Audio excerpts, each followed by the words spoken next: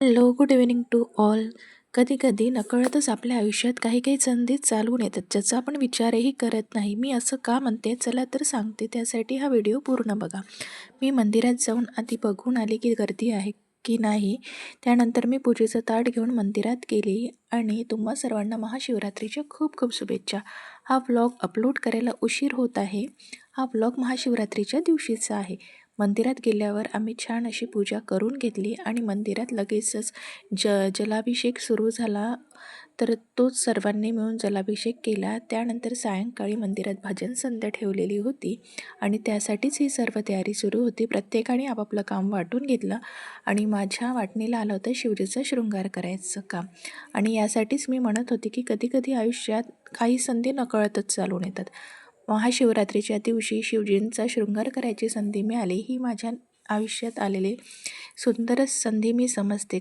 तिथनं घरी येऊन मी मग माझ्या घरच्या महादेवाच्या पिंडीला बेल अर्पण करून घेतला. सायंकाळचीच वेळेला मला ही पूजा करायची होती, त्यामुळे मी आता ही पूजा करत आहे.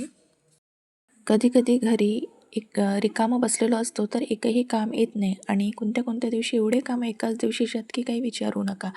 तसंच आज माझ्यासोबतही झालं होतं. शिवरात्रीही होती आणि माझ्या मैत्रिणीच्या मुलीचा बर्थडेही होता. बर्थडेला जायची माझी इच्छा तर नव्हती, पण बर्थडे एका छोट्या मुलीचा होता आणि तिने आग्रहाचं मला निमंत्रण दिलं होतं. मग तिचं मन ठेवण्यासाठी मी थोड्या वेळासाठी का होईना जायचं असं ठरवलं आणि माझी पूजा झाल्यावर मग मी किचनमध्ये जाऊन फराळाची थोडीशी तयारी करून ठेवली, जेणेकरून आल्यावर मला गडबड होणार नाही. तर आई पण इथे एक नवीन रेसिपी ट्राय करत होत्या, साबुदाण्याची शेव. तर त्यांचं तेच बनवायचं काम सुरू होतं आणि जेवढे साबुदाण्याची शेव त्यांनी बनवले होते त्यातले मला काही टेस्ट करा म्हणत होते की टेस्टला कसे झाले सांग. तर तेच मी त्यांना सांगत होती. नंतर मी बड्डेला जायसाठी छान अशी रेडी झाली आणि ही आहे आजची आपली क्यूटची बड्डे गर्ल. घरी येऊन मी गेली भजन संध्याच्या प्रोग्रामला. तिथे छान अशी भजनं सुरू होते आणि सर्वजण भजनात छान असे रमलेले होते. तिथे जास्त वेळ मी थांबली नाही, कारण मला घरी येऊन फराळाचंही बनवायचं होतं आणि करायचंही सुद्धा होतं. आणि असा होता आजचा आमचा दिवस. भेटू पुन्हा, तोपर्यंत बाय बाय.